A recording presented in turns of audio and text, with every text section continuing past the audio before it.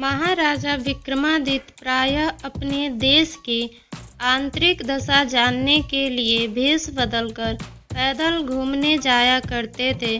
एक दिन घूमते घूमते एक नगर में पहुँचे। वहाँ का रास्ता उन्हें मालूम न था। राजा रास्ता पूछने के लिए किसी व्यक्ति की तलाश में आगे बढ़े। आगे उन्हें एक हवलदार सरकारी वर्दी पहने हुए दिखा। राजा ने उसके पास जाकर पूछा, महाशय, अमुक स्थान जाने का रास्ता क्या है, कृपया बताइए। हवलदार ने अकड़ कर कहा, मूर्ख, तू देखता नहीं मैं हाकिम हूँ। मेरा काम रास्ता बताना नहीं है। चल हट, किसी दूसरे से पूछ। राजा ने विनम्रता से पूछा, महोदय, यदि सरकारी आदमी भी किसी यात्री को रास्ता बता दे तो कोई हर्ज थोड़ी न है। खैर, मैं किसी दूसरे से पूछ लूँगा, पर इतना तो बता दीजिए कि आप किस पद पर काम करते हैं। हवलदार ने भौहें चढ़ाते हुए कहा, अंधा है, मेरी वर्दी को देखकर पहचानता नहीं कि मैं कौन हूँ। राजा ने कहा, शायद आप पुलिस के सिपाही हैं। उसने कहा, नहीं, उससे ऊंचा। तब क्या नायक हैं?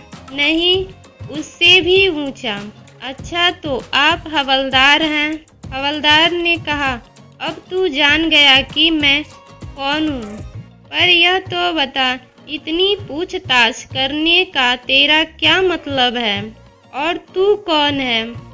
राजा ने कहा, मैं भी सरकारी आदमी हूँ। सिपाही की ऐंठ कुछ कम हुई। उसने पूछा, क्या तुम नायक हो? राजा ने कहा, नहीं, उससे ऊंचा। तब क्या आप हवलदार हैं? नहीं, उससे भी ऊंचा। तो क्या दरोगा हैं? उससे भी ऊंचा। हवलदार ने कहा, तो क्या आप कप्तान हैं? राजा ने कहा, नहीं, उससे भी ऊंचा। सूबेदार जी हैं? नहीं, उससे भी ऊंचा।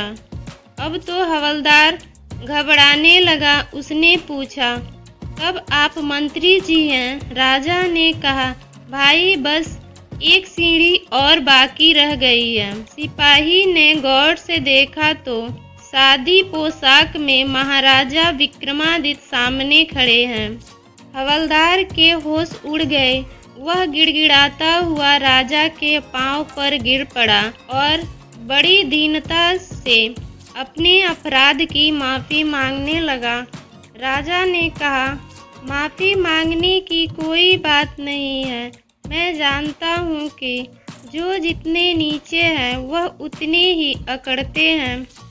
जब तुम बड़े बनोगे तो मेरी तरह तुम भी विनम्रता का बर्ताव सीखोगे।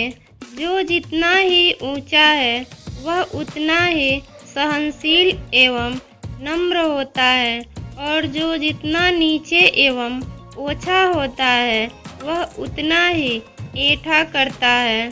इसलिए कहा जाता है, दुष्ट व्यक्ति के पास विद्या हो तो वह विवाद करता है, धन हो तो घमंड करता है, और यदि शक्ति हो तो दूसरों को परेशान करता है। वही साधु प्रकृति का व्यक्ति विद्या ज्ञान देने में, धन दान देने में और शक्ति दूसरों की रक्षा करने में खर्च करता है।